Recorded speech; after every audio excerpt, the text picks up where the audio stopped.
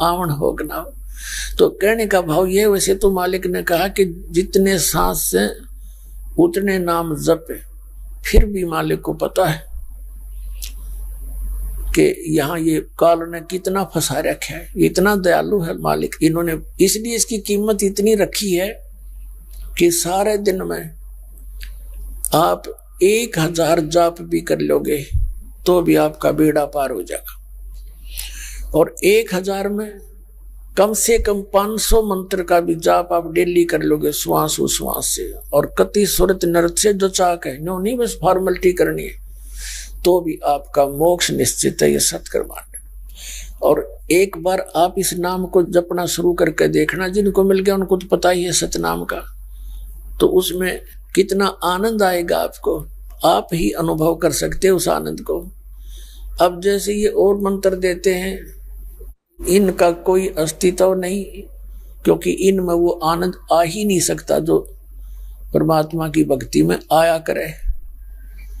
आत्मा गदगद होती चली जाती है, कुछ दिनों में आपके ये अंतःकरण के मैल कट जाएंगे, और फिर जरा भी चर्चा चला करेगी परमात्मा की, आंखों से आंसू आने लग जाएंगे आपके।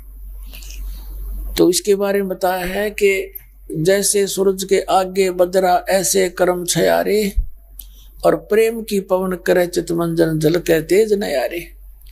जैसे सूरज का आगे बादल छा जाते हैं, सूर्य विद्यमान होते हुए भी हम देख नहीं सकते, और फिर हवा चलती है तेज, बादलों को इधर उधर फेंक देती है, सूर्य का जो का त्यों तेज हमें दृष्टिगोचर होता है।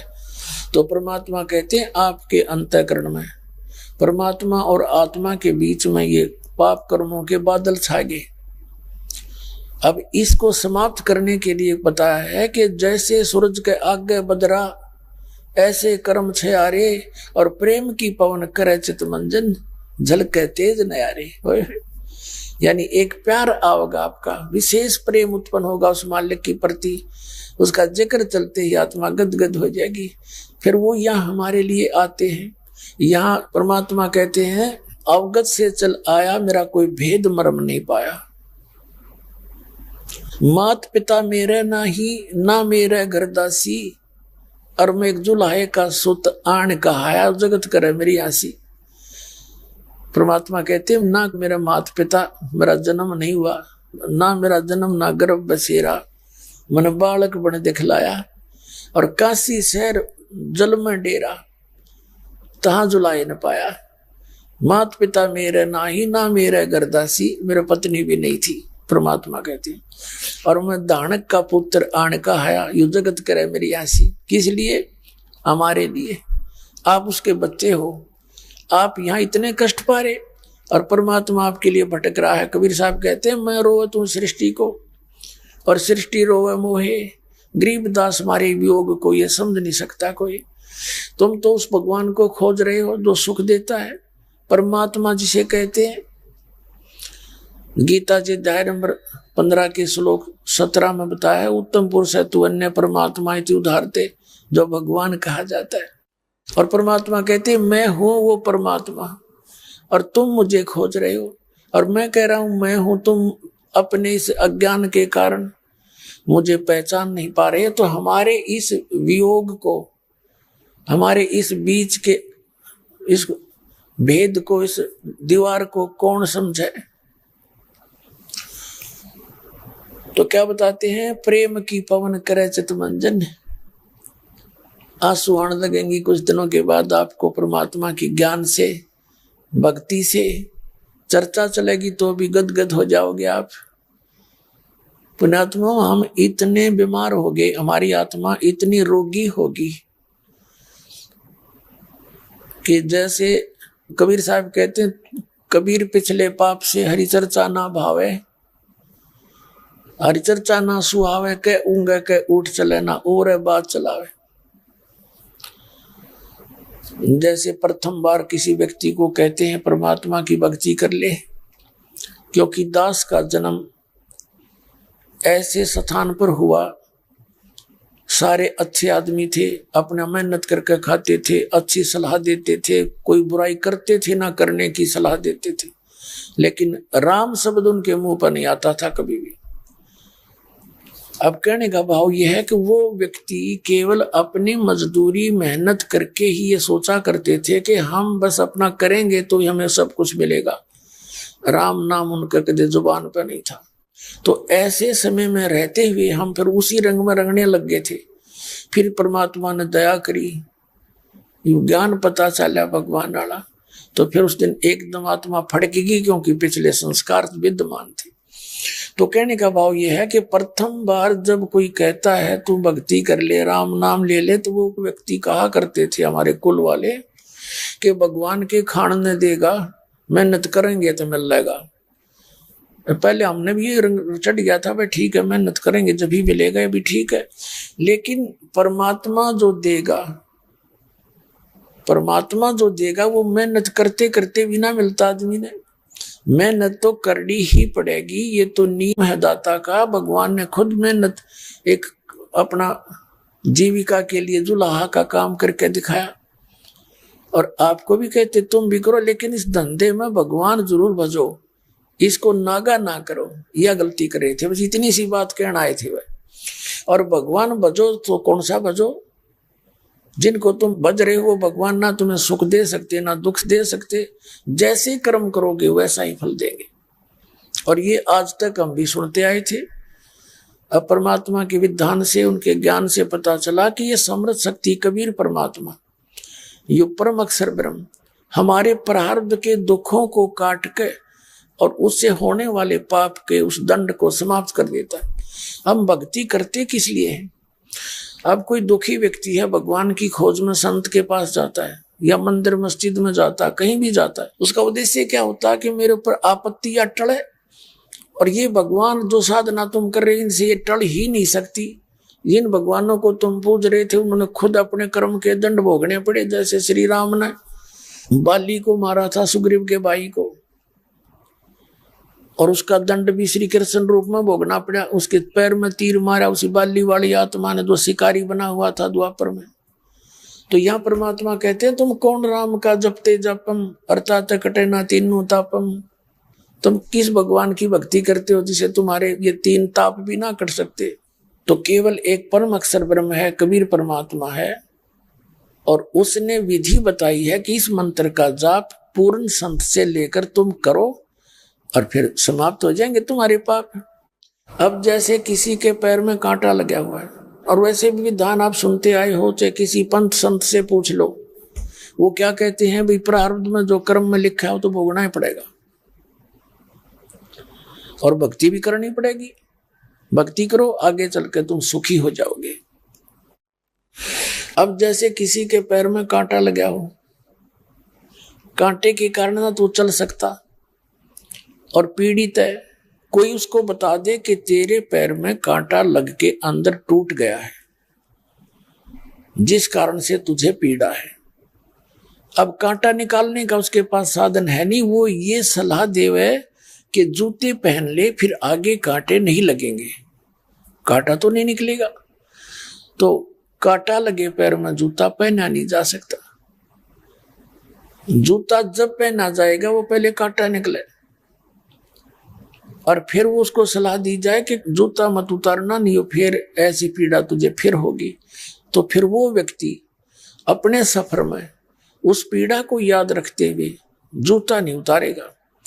तो ऐसे ही आपके जीवन रूपी सफर में जो आपके पाप कर्मों के, पूर्व जन्म के पाप कर्मों के प्रारब्ध में कांटे लगे, उनसे आपको पीड़ा हो चुकी है, और उसके लिए वो कांटा निकलेगा, और फिर आपको सलाह दी जाएगी कि भगवान की भक्ति ना छोड़ देना, फिर दुख जो के तुम हो जाएंगे।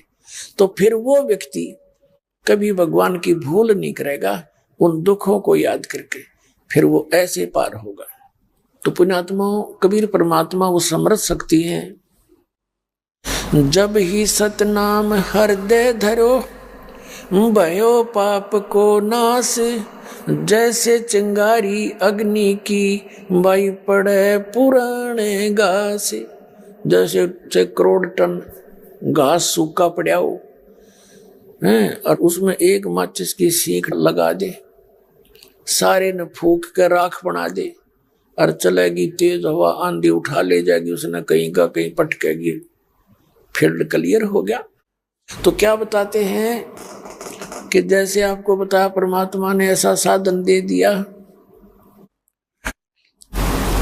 कि सतनाम पालड़े रंग होरी हो और 14 लोग चढ़ावे राम रंग होरी हो, 3 लोग पासेंग धरे रंग होरी हो, तो ना तुले तुलाया राम रंग होरी हो। एक श्वास उस श्वास के मंत्र की कीमत आपको बताने जा रहा है दास परमात्मा के ज्ञान से प्राप्त, या वैल्यू इसकी है। एक श्वास उस श्वास का यानी विधिवत इस दास से प्राप्त करके मर्यादा में रहते हुए उस सुरत नृत्य और मन पवन से इसकी सुमन करते हुए, सुरत नृत्य मन पवन का सीधा सार्थ है ये ध्यान कर लो कि श्वास बाहर छोड़ता हूँ कौन सा मंत्र, अंदर ले रहा हूँ कौन सा जाप कर रहा हूँ, ये सारा लग गया इस पर। सांस पवन होगी, सुरत नृत्य मन बना, ये याद रहे नहीं मैं बाहर के छोड़ू हूँ। तो ये सुरत शब्द अभ्यास ये है। और ये नकली संत पंथ बताया कर बोला कान बंद कर ले, आंख बंद कर ले और अंदर सुन ले धुन, ये सुरत शब्द है, ये खाक सुरत शब्द है, ये तो हठ योग है। नाम उठत नाम बैठत नाम सोवत जागवे, नाम खाते नाम पीते नाम से ती लागवे। किसी संत का बता दो जिसने हठ योग किया हो। जिन महापुरुषों को हम मोक्ष मानते हैं उनके इतिहास देख लो, उनकी लीला देख लो। स्वयं परमात्मा कबीर जी कपड़ा बुना करते थे और कहा करते भाई मैं भक्ति भी करता हूं और तुम भी करो, अपना धंधा भी करो। आदमी गरीबदास साहिब जी किसान थे, जाट थे, गांव छुड़ाने के, हल बाते थे, खेत में पशुओं चराते थे और अपना भक्ति नाम सिमरण भी करते थे। ऐसे नानक साहिब जी पहले नौकरी करते थे, फिर नौकरी त्याग करके वो बाद में लास्ट में अपने खेतों में रहा करते थे, अपना किसान का काम भी करते थे और सिमरण भी करते थे। और भी जितने महापुरुष है सबका ऐसा ही इतिहास है, हमें पता नहीं था इसलिए हम अनजानपने में डरे डोहे गए। तो क्या बताया कि जैसे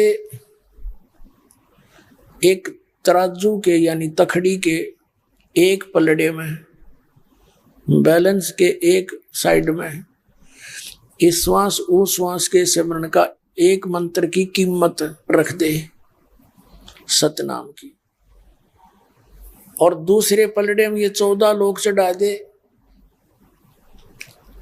ये 14 लोक ब्रह्मा जी का लोक, विष्णु जी का लोक, शिव जी का लोक, इंद्र का लोक, ब्रह्मलोक में बने हुए और नीचे के सारे अतल पतल ये सारे एक साइड में रख दे और एक सिमरण की कीमत एक तराजू के पलड़े में रख दे। और ये पृथ्वी लोक, स्वर्ग लोक और पाताल लोक को कहते हैं ये तब पास्यंग रख दे।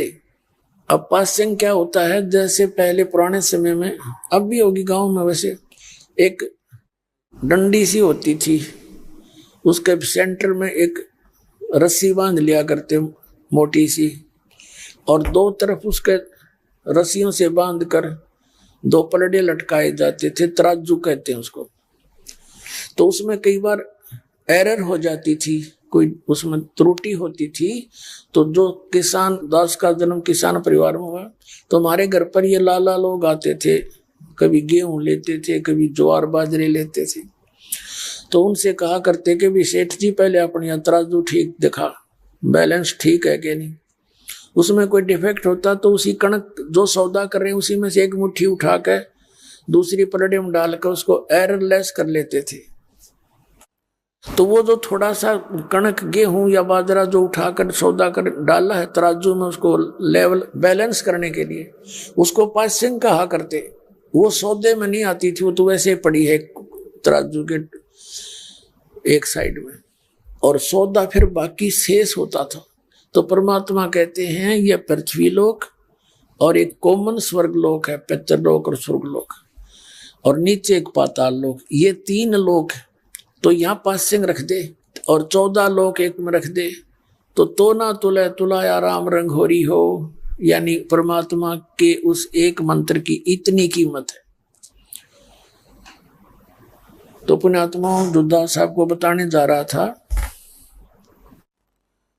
उस दयालु ने आपके ऊपर ये दया बख्श दी। उसको मालूम है कि इस काल ने आपको इतना विचलित कर रखा है, ऐसी स्थिति में रखा हुआ है कि आप इतने व्यस्त कर रखे हो अपने जोड़ जुगाड़ में, तो परमात्मा ने दया बख्श दी कि सारा जन्म है एक 500 नाम भी सिमरन के ले लेंगे ऐसे, और फिर कितने धनी बन जाओगे तुम, कितनी कीमत बन जाएगी आपकी। कहते हैं 1000 बार मौखिक जाप, 1 बार का मानसिक जाप, और 1000 बार मानसिक जाप और 1 बार श्वास उश्वास से, ये चारों पदार्थ लाके एक सांस एक सिमरन, ऐसा उन 1000 गुना में 1000, 10 लाख के बराबर आपका एक सिमरन की कीमत बन गई। तो 10 लाख था मेरे ख्याल में 1 महीने में ना कर सकते, और जीव मछाड़े पड़ जाए। और ये एक के सिमरन में इतना धन आपको प्राप्त हो रहा है, तो धनी तो आराम तो हो जाओगे, पर रहना मर्यादा में। तो अब जो दास आपको बताने जा रहा है कि अब ये पीक टाइम आ गया, ये वो समय है जिसमें आप पार हो जाओगे। पार कैसे हो जाओगे? अंतिम श्वास तक तो यू जाप करते रहना है, और मर्यादा के अंदर रहना पड़ेगा अपने, जो नियम बताए गए। और इसके अंतिम सांस तक कहते हैं राम नाम रटते रहो, राम नाम रटते रहो जब तक घट में प्राणे, कभू तो दीन दयाल के भनक पड़ेगी कान। अंतिम श्वास तक आपने परमात्मा का ये जाप करते रहना है। अब जैसे आप जी यहाँ से अब ये भक्ति कर रहे हो, जो पार हो गए वो तो गए सतलोक में, और जिनका पैर फिसल जाएगा, जो रह जाएंगे यहाँ पर अपने आत्मा, वो फिर रह गए। तो आपको जो मंत्र दिए गए हैं, जो प्रथम मंत्र है, इसके अंदर यहाँ के इन प्रधानों के नाम हैं, इनके जाप आप करते हो, इनकी भी बहुत कीमत है। यदि आप पार ना हुए तो क्या होगा आपके साथ में? जैसे आप प्रथम मंत्र जाप करते हो, उसके अंदर ये 5 नाम हैं बीच बीच के, और प्रथम और लास्ट मंत्र है, ये आपका रिजर्व कोटा है, प्रथम और लास्ट। इतने दया करी है आपके ऊपर परमात्मा ने। और बीच के ये 5 नाम हैं, आप पार ना हुए, नाम छोड़ के बीच में रह गए यहीं पर, किसी भी कारण से मर्यादा भंग होगी, तो फिर क्या करेगा ये काल? आपको कहाँ भेजेगा? प्रथम मंत्र में आपको सावित्री और ब्रह्मा का नाम का जाप दिया गया है। आप जाओगे ब्रह्मा जी के लोक में, उस मंत्र की कमाई को वहां नष्ट करोगे। उसके बाद आप गणेश जी के लोक में जाओगे, आपको वहां सिद्धियों का भंडार मिल जाएगा, वहां कोई गण बना दिए जाओगे। फिर उस मंत्र की कमाई वहां नष्ट होगी, फिर जाओगे विष्णु जी के लोक में, और वहां अपने उस विष्णु वाले मंत्र के जाप के कारण वहां देवता बन जाओगे, वहां बर्बाद करोगे। फिर जाओगे शिव के लोक में, जो शिव जी का मंत्र आपको दिया है, वहां गण बनकर वहां खूब प्रभुता पाओगे, अपना पूंजी नाश करोगे। फिर जाओगे दुर्गा जी के लोक में, वहां अपने उस मंत्र की कमाई का नाश करके फिर आपको जो सतनाम दिया हुआ है, अपनात्माओं, आप बालक हो और दास को इस मार्ग का एक मास्टर समझो। कई भक्त ये सोचते हैं कि जो प्रथम मंत्र दिया था और फिर सतनाम मिलता है, उसमें भी मंत्र मिलते जुलते हैं। तो पुण्यात्माओं, ये आपका काम नहीं है, ये डॉक्टर का काम होता है। कौन सी दवाई कैसे मिलाकर देने से और कौन से रोग पर असर करेगी। जड़ी वही होती हैं। एक सिंगल जड़ी को खाने से वो अन्य लाभ देती है, 4-5 जड़ी मिलाकर औषधि बनाई जाती है, वो कुछ और काम करती है, और उसकी 2 जड़ी मिलाई जाती है तो किसी अन्य रोग में काम करती है। जड़ी वही होती है। तो इतना संकेत समझ लेना। फिर किस भाव से हम सिमरण करते हैं, जैसे एक जहाज होता है। अब जहाज में हम जहाँ की टिकट लेकर बैठेंगे तो वहीं जा छोड़ेगा वो तो, या गाड़ी है जैसे भी मोटर है जिसमें बैठे आप, इसी प्रकार ये नाम एक जहाज समझो। अब जिसको उद्देश्य लेकर जहाँ चलोगे वहीं जा छोड़ेगा आपको, ऐसे भी ध्यान रखना। तो कहने का भाव ये है कि फिर ओम नाम का जो जाप आप श्वास उश्वास से करोगे, जो सतनाम के 2 मंत्र में से एक है, इसके कारण आप ब्रह्मलोक में जाओगे। ब्रह्मलोक के अंदर इस काल ने एक नकली सतलोक, नकली अलखलोक, नकली अगमलोक और अकैलोक बनवा रखे इस दुर्गा से धोखे में रखने के लिए प्राणियों को। तो वहां महास्वर्ग के अंदर ओम नाम की जो श्वास के द्वारा जो सतनाम में सिमरण है, उसकी पूंजी नाश करोगे, हजारों युगों तो का पुहारोगे। फिर जो सतनाम के अंदर दूसरा मंत्र है, उसकी कमाई आपको वहीं नकली सतलोक बना रखा है इस काल में। जैसे होटलों के अंदर अलग से व्यवस्था होती है, जो घना महंगा उसके घड़ी व्यवस्था होती है, ऐसे वहां उस दूसरे मंत्र की कमाई का आपका नाश करवा देगा। अब आप पार हुए नहीं और ऊपर ये सारे ठाठ आपने खूब देखे, और जब आपकी जेब खाली होगी आपको फिर पटक देगा। यहाँ पर आपके फिर भी इतने पुण्य रह जाएंगे, मनमाने पृथ्वी के राजा बन जाओ आप। राजा बनकर फिर कोरे कर्म फोड़ता इंसान, यहाँ का कोई शुभ नहीं कर सकता हो। और फिर आप वहीं शुरू हो गए, फिर आगे वहीं स्थिति थी। लेकिन इस परमात्मा ने दया बख्श रखी आपके ऊपर, जो प्रथम और लास्ट मंत्र है, इस प्रथम मंत्र में इसके अंदर इतनी जबरदस्त शक्ति है कि आपके अंदर परमात्मा की प्रेरणा बनी रहती है, और पूंजी नष्ट हो जाती है या पूंजी आपकी सुरक्षित रह जाती है, और जिसके कारण आपको परमात्मा की चाह मनुष्य जीवन पाते ही बनी ही रहती है। तो क्या बताया था कि परमात्मा कहते हैं, जो जन मेरी शरण है ताका हूं मैं दासे, गेल गेल लाग्या फिरूं जब तक धरती आकाशे। तो आपके अंदर जो कसक है, आप पिछले जन्म जन्मांतर से ऐसे ही भटक रहे हो, और अब वो समय फिर मिल गया आपको। असंख्य जन्म ऐसे भटक कर धक्के खा के, अब इस गोल्डन चांस को चूकियो मत। अब यू समय यू ज्ञान आपको इसलिए बता जा रहा है, फिर से ये धोखा ना खा जाना जो आपके साथ पहले हो गया। अब यहां से निकलने की चेष्टा करना, इस ज्ञान को ऐसा समझ लेना जैसा कति प्रमाणित नो क्या करें कि वेद में लिख रखा है। तो ये सूक्ष्म वेद में लिख रखा है, जो दास आपको बता रहा है। अब फिर क्या होगा, जैसे एक समय एक अब्राहिम सुल्तान नाम का एक राजा था, मुसलमान बादशाह था। उससे पहले वो एक मनियार था, पहले जन्म में सम्मन नाम था उसका, और एक पुत्र था उस सम्मन का सेऊ, एक उसकी पत्नी थी नेकी सम्मन की। ये बहुत गरीब थे, परमात्मा की शरण इन्होंने उस समय ग्रहण करी थी, और परमात्मा ने एक समय अपने इन बच्चों की परीक्षा लेनी चाहिए थी।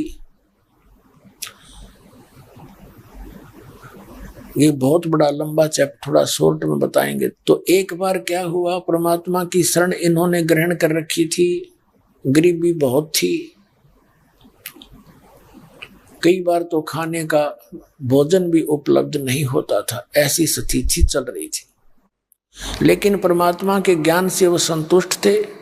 कबीर साहब कहा करते, कबीर सब जग निर्धना धनवंता ना कोए, और धनवंता वो जानियो जिस पर राम नाम धन होए। अब परमात्मा के ज्ञान से वो पूरे संतुष्ट थे।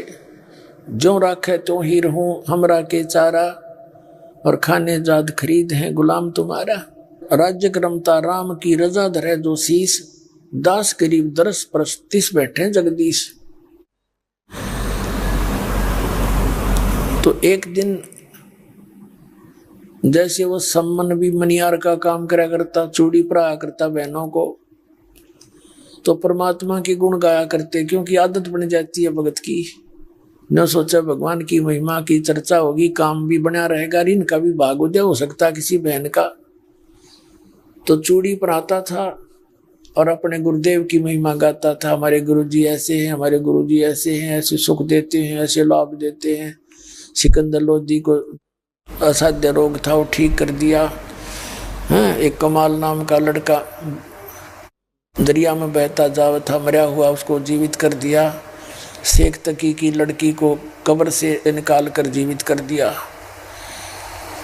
ऐसी ऐसी कथा सुनाया करते। उनका काम भी होता रहता, भगवान की चर्चा होती रहती और सामने वाले पर भी प्रभाव डालना चाहते थे। ऐसे ही नेकी भी व उसकी पत्नी भी चूड़ी पराने का कार्य किया करती थी। वो भी बहनों को ऐसी कथा भी सुनाती, अपना काम भी करती थी। उनका एक पुत्र था इकलौता, सेऊ नाम था उसका। अध्यात्म ज्ञान इतना उलझा पड़ा है, इसको सुलझाने में हर तरह से उठाना पड़ता है। जैसे प्रसंग चला था दास ने कि कबीर पिछले पाप ते हरि चर्चा ना सुहावे, कहूंगे के उठ चले ना और बात चलावे। और तुलसी साहिब जी कहते हैं कि तुलसी पिछले पाप ते हरि चर्चा ना भावे, और जैसे जबर के बेग ते भूख बेदा हो जावे। जैसे किसी व्यक्ति को बुखार हो गया, मलेरिया हो गया, तो उसको रोटी भी कड़वी लागे, हलवा भी कड़वा लागे, खीर दलिया भी कड़वा लागे, काजू सेब संतरे या मनुखा दाख भी कड़वी लागे। अब ये पदार्थ कड़वे नहीं, उस जवर ने उसके शरीर की व्यवस्था को इतना बिगाड़ दिया कि उसको मीठे पदार्थ भी कड़वे महसूस हो रहे। इसी प्रकार जिनके ऊपर पाप कर्मों का दबाव घना है, जिनकी आत्मा पे, उनको ये राम नाम की मनुखा दाख भी सुहाती नहीं है, कड़वी लग गए। उसका फिर विकल्प क्या है, उसका उपचार क्या है? जैसे बुखार के कारण, जवर के कारण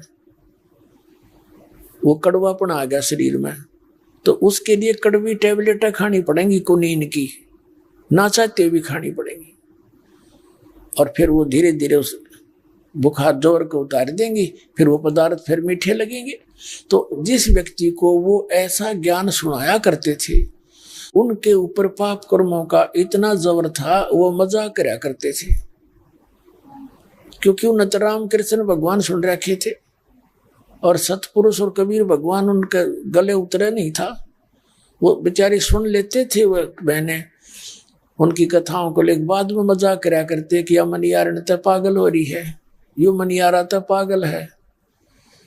एक व्यक्ति दानक को भगवान बतावे,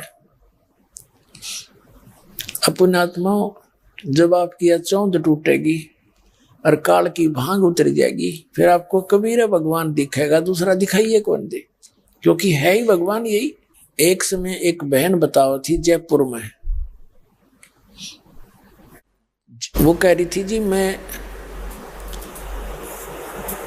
एक मंदिर में जाया करती थी, तो मंदिर में मैं गई तो वहां एक पुस्तक रखी थी, परिभाषा प्रभु की, और उसको मैंने वहां उठाकर देख लिया। मंदिर के उस पुजारी के पास बैठ के पढ़ने लगी, थोड़ी देर पढ़ी तो उसमें क्या लिख रखा था कि कबीर भगवान है। और हमने तो कबीर जी को सुन रखा था, तो जो लाया था एक कवि था, तो मैं उसको उसी समय रख दिया वहीं पर कि ये संत भी अच्छा बोला है, अच्छा पागल है, कबीर को भगवान बता रहा है, बताइए कोई पुस्तक है। मैंने वही पटक दी। देखो परमात्मा कहते हैं गेल गेल लग गया फरो जब लग धरती आकाश है। अब वो पुण्यात्मा मालिक की बेटी थी, किसी जन्म में शरण में रही थी। अब क्या दया करी दाता ने कि ये परमात्मा का ज्ञान पहले आस्था चैनल पर चला था 6 महीने, अब 3 महीने चला था शायद। फिर इन नकली लोगों ने, संतों ने इनके क्यों दुकान बंद हो जानी थी, बंद करवा दिया। फिर हमने परमात्मा ने प्रेरणा करी, सब बच्चों ने मिलकर एक व्यवस्था करी और नगर नगर में, गांव गांव, नगर नगर में जाके प्रचार कर करके हम ओपन सत्संग करने लागे, टेंट लगा लगा के। तो जयपुर शहर राजस्थान के अंदर हमने, उससे पहले हम केबल पे अपने ऐड चला देते थे, कुछ सीडी चला देते थे अपने सत्संग की। तो बहन बता रही थी अपनी सारी कहानी और रो रही थी, कहने की जी मैं कुदरती शाम के समय मैंने वो ऑन किया टीवी, तो आपका सत्संग आ रहा था और मैं देवी की पुजारण गणी थी और आप देवी पुराण दिखा रहे थे, तो मेरा इंटरेस्ट बढ़ा कि कोई नया रहस्य बताएंगे। मैं सुनती रही सुनती रही सुनती रही, फिर लास्ट में आपने जो इसका निष्कर्ष निकाला, मैं बहुत चुपकी सी रहेगी। फिर मैं डेली सुनने लागी उसको, आधा घंटा चलती थी आपकी सी, तो डेली सुनने लागी मैं। और फिर उसमें साथ में ये ऐड आपकी आती थी कि यहाँ सत्संग होगा, इतने से लेकर इतने समय, 4-5 दिन का सत्संग हमने जयपुर में रख दिया। तो जब सत्संग का दिन आया तो वह सत्संग सुनना आई, सत्संग भी सुना, और वो तो तैयार तो हुई ली थी, मालिक की बच्ची थी। और फिर 2 दिन सत्संग सुनकर अगले दिन उसने उपदेश ले लिया। पहले थोड़ी संगत थी, हम सत्संग करके वहीं बैठ जाते थे, नए भगत 2-4-10 नाम लेते थे, वो बैठकर सारा डिस्कस करते थे। तो उस बहन ने बताया जी जब पहली बार मैंने आपकी वह सारी कहानी बताई, मैंने आपकी पुस्तक देखी थी वह परिभाषा प्रभु की, और वहां भी वही हम लिए हुए थे, फ्री दिया करते, वह 100-150 में तैयार होती थी। फिर फ्री की किसी ने कीमत वैल्यू नहीं रखी, तो उसके 50 रुपए रखे थे बच्चा ने, जबकि वह 100 से ऊपर तैयार होती थी। तो पुस्तक भी देखी उसने, हमारे पास रखी हुई। तब उसने बताया जी मैं पहली बार जब आपकी यह पुस्तक पढ़ी है तो मैं घनी हंसी थी, देख किसे बोले संत हैं, ये बूढ़ा पागल तक एक थी, मैंने जब तक पागल कहा था उसने, बोला बड़े बोले संत हैं, कबीर को भगवान बता रहे हैं। मैं बोला बेटी अब बता, ने बोले जी भगवान है तो कबीर है और कोई परमात्मा है कोई नहीं। तो पुण्यात्मा अब वो सम्मन और नेकी मनियार का काम करे, वो डटिया नहीं जा, उसकी हंसी भी करे है बावड़ी बेबे, तो भगवान कबीर भगवान के कुल तो दानक से जुला है, यू तो ऐसा है वैसा है, वो कहती रहे, पर वो अपना काम करती रहा करती थी। एक दिन सेव जो उनका लड़का था बच्चों में खेल रहा था, वो भी घर में सुनी हुई चर्चा बच्चों में सुनाया करता था, और वो सारी कथा जो सत्संग में सुनते थे वो बच्चों में बैठकर सुनाता था। तो बच्चे कहने लगे कि तुम्हारे गुरुजी के सिकंदर लोधी भी राजा दिल्ली का शिष्य तुम बताते हो, कहाँ जी, और वीरदेव सिंह बघेल काशी नरेश भी आपके गुरुजी का शिष्य, कहाँ जी, और एक बिजली खां पठान था मगर का नवाब, और भी ऐसे ऐसे काफी थे। एक दामोदर नाम का बहुत बड़ा सेठ था, परमात्मा ने उसके डूबते हुए जहाज को प्रत्यक्ष दिखा कर बचाया था। तो वो कथा सुनाया करता सम्मन का बेटा सेऊ उन बच्चों को कि ये भगवान आ रहे हैं। तो बच्चे ही होते, वो कहने लगे भाई ठीक है, तुम्हारे गुरुजी तो राजाओं के जाते हैं, तुम्हारे घर कभी आए हैं तुम्हारे गुरुजी? हमारे गुरुजी तो हमारे घर आते हैं, वो जैसे भी नकली गुरु थे वह घूमा फिरा करते थे, उनका आते रहते थे। तो वो कहने लगा ना हमारे गुरुजी तो कभी नहीं आए। कहने लगा तो वो तुम्हारे गुरुजी तो लालची हैं, राजाओं के यहाँ जाते हैं, तुम गरीबों को कैसे आ सकते हो? तो उस लड़के ने सेऊ ने अपने माता पिता के साथ बैठकर कहा कि माता जी कभी गुरुदेव अपने घर भी आएंगे? तब उसकी मां और पिता ने दोनों ने कहा बेटा गुरुदेव जी के जो लाखों शिष्य हैं, अब किसके घर घर जाएंगे, वो तो हमारे साथ ही रहते हैं। उन्होंने हमें विधि बता दी, भक्ति बता दी, बेटा सत्संग करते रहते हैं। और भगवान को दूर क्यों समझता, अपने साथ ही रहते हैं। सेव कहने लगे नहीं माता ऐसे है ना, एक पर भगवान अपने घर आ जाना बस, फिर तो कहना है क्या है। उसका उद्देश्य ये था कि फिर बड़का मैं कहने जोगा हो जाएगा, मेरे गुरुजी हमारे घर आए थे। अब बच्चे की इतनी उसकी जो ना उनका दुख मान रहा था, वो कह रहे थे ना बेटा कोई बात नहीं, यूँ सोच ले अपने साथ है। नहीं माता जी पिताजी एक बार आ जाना बस, फिर तो कहना है क्या है।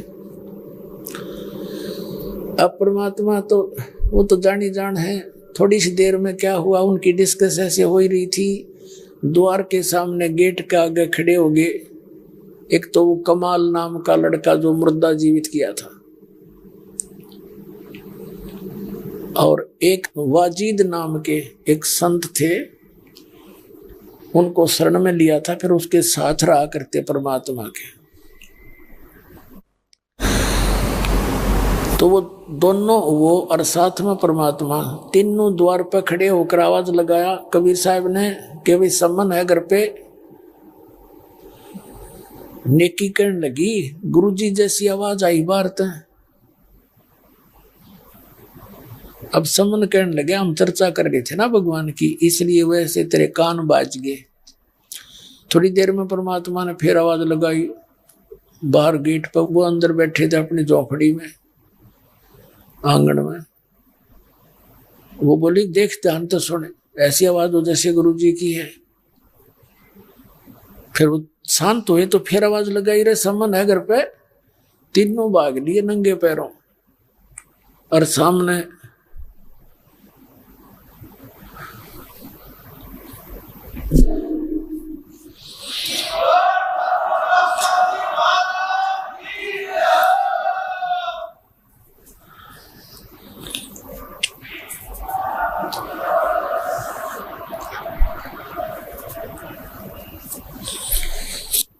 अब उनको यकीन नहीं हो रहा कि सचमुच परमात्मा आए हैं। आंखें मल रहे हैं, बार बार देख रहे हैं, हम कोई सौपन तो नहीं देख रहे हैं। तो ऐसे खड़े हो गए, ना बोल पा रहे, आंखों में आंसू आ गई। तब कमाल ने कहा कि गुरुदेव को अंदर चलने की भी कहोगे या ऐसे ही खड़ा रखोगे। तब उनका सौपन सा टूटा, जैसा भी फटे पुराने कपड़े उपलब्ध थे आसन लगा दिया। परमात्मा का अलग, भक्तों का न्यारा। परमात्मा बैठ गए, सम्मन उनके पास बैठ गया, पानी पिलाया। कुछ देर के बाद सम्मन ने कुशल मंगल जब परमात्मा ने पूछ ली, तब कहा भगवान भोजन की सुनाओ। तो परमात्मा ने कहा कबीर जी ने भाई भूख लगी है, पैदल चल कर आए हैं, भगत भी भूखे हैं, व्यवस्था करो, प्रसाद बनाओ। अब घंटे आध घंटे तक जैसे बातें चलती रही। फिर सम्मन अपने अंदर की तरफ झोंपड़ी में गया, ये बिल्कुल गली पर झोंपड़ी थी। अंदर गया, अपनी पत्नी से कहा गुरुदेव को भूख लगी है, भोजन बनाओ। अब उसकी पत्नी कहती है कि आज अपने घर पे अन्न नहीं है, ना कोई आटा बचा है। तो सम्मन ने कहा ऐसा कर, और भी वस्त्र अलग नहीं थे, और जो पहन रहे थे वही वस्त्र थे उनके। कहने लगा कि ला तेरा ये चीर, तेरी चूंदड़ी, इसको कहीं गिरवे रखाता हूं और आटा ले आता हूं।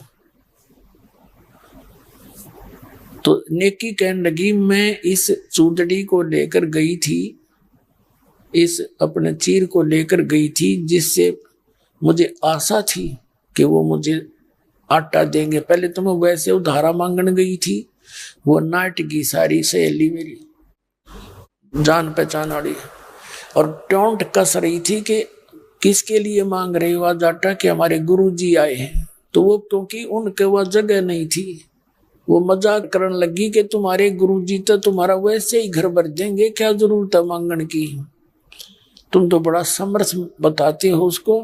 तो उस दिन उन्होंने जानबूझकर आटा नहीं दिया उनको, और किसी के पास वह चुंदड़ी कही कि तू गिरवी रख ले, तेरे को यकीन नहीं है तो इस चूंदड़ी को यानी इस चीर ने गिरवी रख ले, 2 किलो आटा दे दे। उन्होंने भी मना कर दिया, फटी हुई है, हम नहीं लेते। अब सब जगह वो जाकर वापस आ गई थी। समन ने कहा कि ला तेरा चीर धर के कहीं पर आटा ले आता हूं। नेकी ने कहा मैं सब जगह ट्राई कराई हूं, इसको कोई लेता नहीं, या फटी हुई है थोड़ी 1-2 जगह से। अब समन एकदम पेट पकड़ के बैठ गया जमीन पे, इतना चिंतित हो गया कि हे भगवान अब क्या होगा। पहली बार परमात्मा आए और आज हम भोजन नहीं करा पाए, बहुत चिंतित हो गया। तो उसकी पत्नी ने कहा कि तू चिंतित ना हो, रात के समय अब तो हाथ जोड़ लो भगवान से, कहो परमात्मा भोजन सुबह करावेंगे। साधु संत बहुत बुद्धिमान होते हैं, समझ जाते हैं संकेत। तो समन कहने लगा सुबह कहां से कराएंगे। नेकी ने सलाह दी उसकी पत्नी ने कि रात्रि में तुम चोरी कर लाइयो, किसी के सेठ के घर से दुकान पे से 3 सेर आटा चुरा लाइयो। अब वो सेऊ लड़का बैठा था 10-12 वर्ष का, वो प्रतिदिन परमात्मा के वचन सुना करता और माता पिता की भी यही नेक सलाह सुना करता कि जो चोरी करके खाते हैं उनका नाश होया करे, अंत में उनका बहुत बुरा हाल होता है, चोरी करना महापाप होता है। और आज अपनी माँ के मुंह से ये सुन करके चोरी कर लिया तो लड़का बड़ा दुखी हुआ और कहने लगे माता चोरी करके जो खाते हैं उनका तो नाश होता है, ये तो पाप लगेगा, हमें भी लगेगा, गुरुजी को भी लगेगा। तब नेकी ने बताया बेटा सेऊ सुन ले, तुझे कहानी बताती हूँ। ये नगरी के लोग धनवान गणे हैं और कबीर साहब कहते टोटे में भक्ति करे सोए सही सपूत, ये मायाधारी मस्करे ना जाने कितने जालिए ऊत। इनके घर में आटे की कमी नहीं बेटा, लेकिन ये जानबूझकर आज बकवाद कर रहे हैं और ये बालक से आग में हाथ देना चाहते हैं। परमात्मा आए हैं, ऋण का अनादर देश नगरी से हो गया तो इसमें आग लग जाएगी बेटा, ये सारे जल जाएंगे, ये समझ लिए। अब तो इनको बचाना चाहता है कि इनको जलाना चाहता है।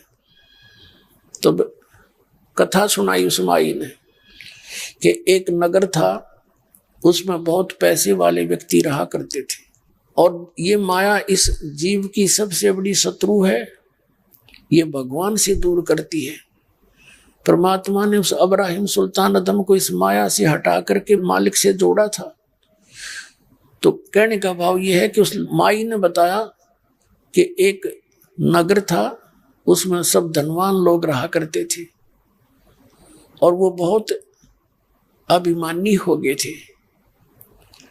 एक सिद्ध पुरुष उस नगर की मणि में आकर बैठ गया, उसके साथ एक उसका शिष्य था 15-16 वर्ष का। गुरुदेव ने कहा जा बेटा इस नगरी से कुछ भिक्षा लिया। अब वो लड़का गया, जिस भी द्वार पर जावे अलख जगावे, अंदर से आवाज आवे कि मस्टंडे हमारे पल्लेदार लग जा, मंडी में जा वहां कमा के खा ले। दूसरी जगह गया, वहां पर भी ऐसा, तीसरी जगह वहां पर भी यही सुनने को मिला। वो खाली जोड़ी लेकर वापस आ गया और कहा गुरुजी ऐसा नगर तो आज तक देखा नहीं मैंने, कोई 16 माथे बोलता नहीं और एक मुट्ठी आटा किसी ने डाला नहीं। अब वो संत ने कहा कि जा बेटा, अगले दिन फिर कहा कि तू आज फिर जा। वो अगले दिन फिर गया, फिर खाली हाथ आया। अब उस संत ने कहा तू कल फिर जा। वो अगले दिन फिर गया, यही श्लोक सुनकर फिर वापस आ रहा था। तो उसमें बाहर की तरफ उस गली में जिस रास्ते से वो आता जाता था, एक कुम्हार का घर था, वो विधवा थी कुमारी, और उसको पता था कि ये लोग अच्छे नहीं हैं, इन्होंने आटा नहीं डाला। और वो इसलिए नहीं कहना चाहती, कई साधु संत से होते हैं जो केवल ऊंच जाति का ही अन्न खाते हैं। तो फिर उसको दया आ गई कि छोटा सा बालक तीसरा दिन हो गया भूखा बैठा है। उसने आवाज लगाई कि महाराज जी सुनियो। वो खड़ा हो गया, खामाई बोल कि 3 दिन से देख रही हूं मैं, आज तीसरे दिन तुझे देख रही हूं, आटा तो मिला नहीं होगा आपको? अक नहीं माई, नहीं मिला। तो उसने कहा कि महाराज जी मैं कुमारी हूं और रोटी बना रखी मैंने, मुझे ऐसा लगता है जैसे मेरा बेटा भूखा हो 3 दिन तक, तो कितना दुखी हो।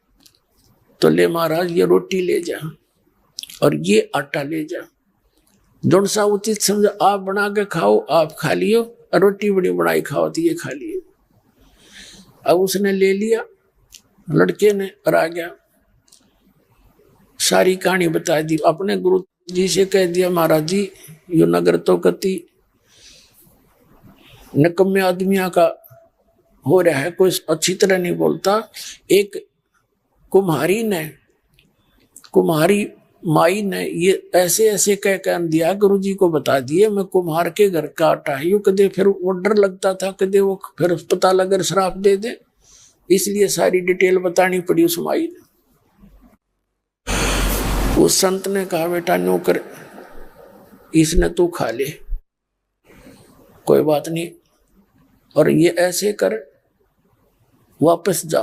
उस माई ने ये कह दे कि इस नगर में छोड़ कर चली जाएगी और किसी का जिक्र नहीं करेगी। उसको ये स्पष्ट कह देना कि आज रात ने यो नगर नहीं रहेगा, ये खत्म हो जाएगा। अब माई को पता था कि साधु संतों के वचन खरे उतरा करें, और ये कह दिया था कि अब तू निकल जा वक्त से, यानी 2-3 बजे चाल पड़ी दिन के, और जहां तुझे रात्रि हो जाए वहीं रुक जाना, वहीं तू बस जाएगी। उस लड़के ने आकर बता दी माई गुरुजी का आदेश है, तू यहाँ से निकल जा अपने सारे परिवार न लेके। उसके 5-4 बालक थे, गधे घोड़े लाद लूद के बाद चल पड़ी, और जहां तू रात हो जाए वहीं रुक जिए, उड़े बस जाएगी। ऐसा ही हुआ। रात्रि के समय वो पूरा का पूरा नगर नष्ट हो गया। आसपास लोगों पर खबर गई, फिर वहां पूछा कि माई तू कैसे आई है? उसने सारी कहानी बता दी कि उस नगर के लोगों ने एक संत के साथ मजाक किया था और मैंने वो 2 रोटी दे दी डरती डरती ने, जिस कारण से मुझे बता दिया तू निकल जा। मैं यहाँ बैठ की भाई भूखी प्यासी मैं भी बैठी हूँ। तो वहां के आसपास के गांवों के लोग इकट्ठे होकर आगे उसको कहा बहन तू यहाँ रह ठाठते। उसकी झोपड़ी बना दी, उसके लिए आटा ला के धर दिया कि 1 साल का स्टॉक कर दिया उसका। बोलो सतगुरुदेव।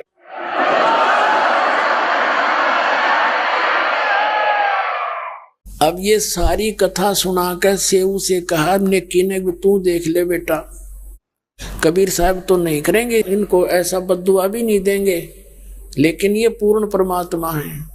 अगर ये धी कोई प्रधानमंत्री का डले मार दे, प्रधानमंत्री कुछ ना कहा करे, वो पुलिस वाले कुट्या करें फिर उन्हें पकड़ के, तो परमात्मा कुछ ना कहेंगे, इन्हें चले जाएंगे भूखे पैसे, फिर यू काल समारेगा, इन्हें खत्म कर देगा बेटा इनको, क्योंकि भगवान के साथ बदतमीजी ये नहीं, इसने करना पड़ेगा। फिर तो पिनो बोला माँ जो तुम कहोगे ऐसे करूंगा मैं। इस नगरी का अन्न खाया हमने, निक्की बोली इस नगरी में गुजारा किया बेटा, इनका बचाना आवश्यक है।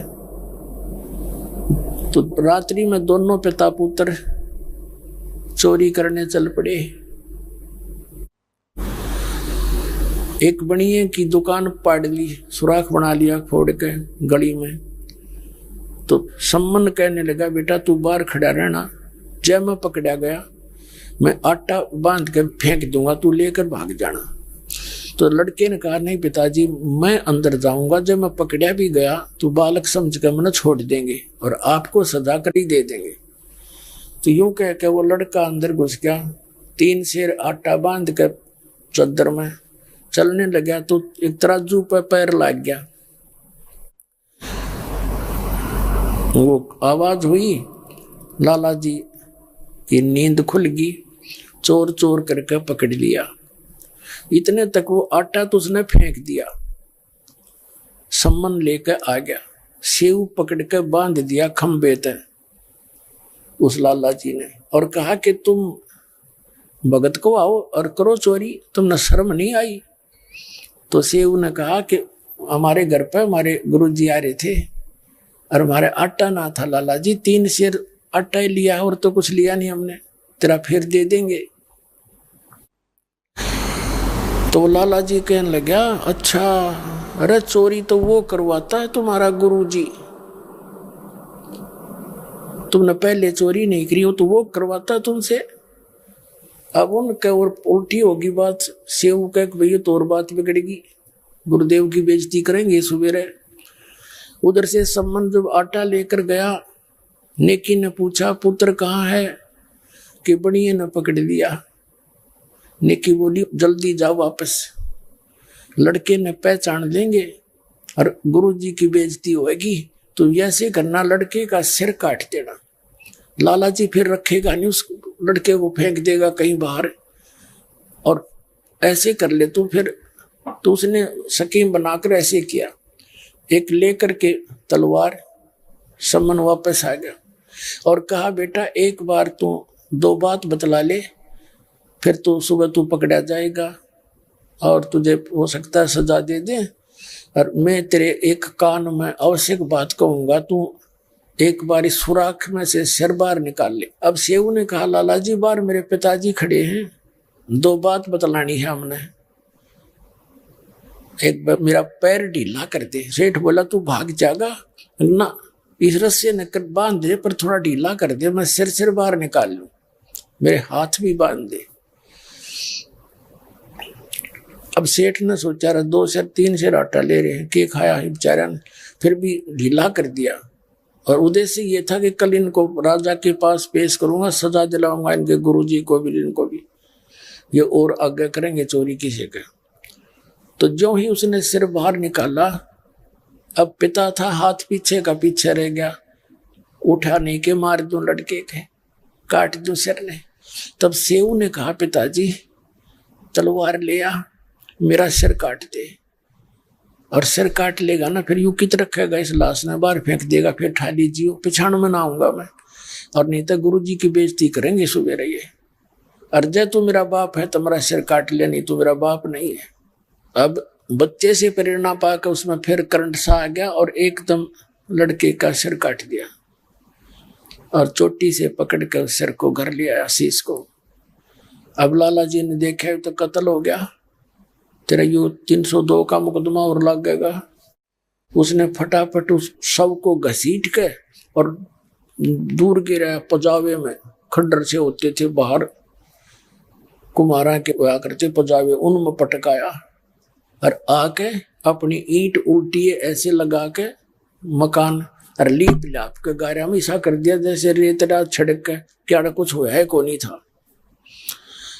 अब जब सम्मन वापस गया तो नेकी ने पूछा अब तू वापस जा, इस सिर ने यहाँ रख जा अलमारी में, और बढ़िया इस लाश को अपने घर नहीं रखेगा, कहीं पटका होगा बाहर, उसके चिन्हों के साथ साथ चला जाना और उस लाश ने उठा लिया। कहीं बाहर कोई पता लग गया, रोड़ा मचे, शोर मचेगा किसी का, तो खोज हो जाए कि किसका बालक है। ऐसा ही किया। अब देखा जब सम्मन वापस गया तो उसके निशान पड़ रहे, घसीट के ले गया लाला जी, उनके साथ साथ वहां शव पड़ा पाया, उस लड़के के शव को भी उठा लिया, नीचे गिर दिया, झोपड़ी में बोरी पल्ली डाल कर ढक दिया, और सोचा कि गुरुदेव को नहीं बताना है, नहीं तो रोटी नहीं खाएंगे और भूखे हैं कल के। तो फिर क्या किया, खाना बना दिया नेकी ने, और सम्मन बोला क्या पानी मत लाइए ना, गुरुजी को पता लग जाएगा। अब उन्होंने सारा भोजन बना के 3 पात्रों में डाल दिया और कहा महाराज जी भोजन खा लो, वक्त से बना दिया कि चले जाएंगे फिर रोवांगे बैठ के। उन्होंने 3 पात्रों में डाल दिया। परमात्मा बोले भाई इसने 6 स्थानों पर कर दे सारे भोजन ने, अब समन कहने लगा महाराज जी आप खा लो, हम तो बाद में पालेंगे, अपना इकट्ठे बैठ के खावांगे सारे। तीन तो परमात्मा कबीर जी और दो और साथ में 3 वर्ष सदस्य घर के 6 स्थानों पर परोसवा लिया सारे भोजन को, और कहा आ जाओ बैठ लो भाई भोजन खाओ। अब उनको ये चिंता होगी, गुरुजी पूछेंगे इस लड़का किससे, पूछेंगे तो कह देंगे कि भाई खेलन जा रहा है हमारा ज्योत की बाहर है। तो वो तो अंतर्यामी थे। जब सारे बैठ के एक स्थान खाली था तब परमात्मा ने कहा आओ सेव जी में लो ये प्रसाद प्रेम, बेटा सिर कटा करें चोरों के साधों के न तक से। कहते हैं सेव धड़ पे शीश चढ़ा और बैठा पंगत मां, और नहीं निशानी गर्दन कहियो ओ सेवक ना। बोलो सतगुरुदेव।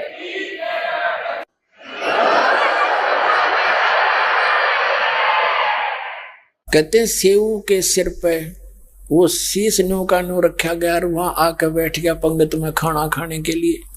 उसका निशान भी नहीं था कि गर्दन कहीं कट्या था कि ना। वो माता पिता ने हटा हटा के देखे ये ओ ऐसे हुआ है, और कोई सा भीतर जाके देखा वो खाली पड़ी बोरी।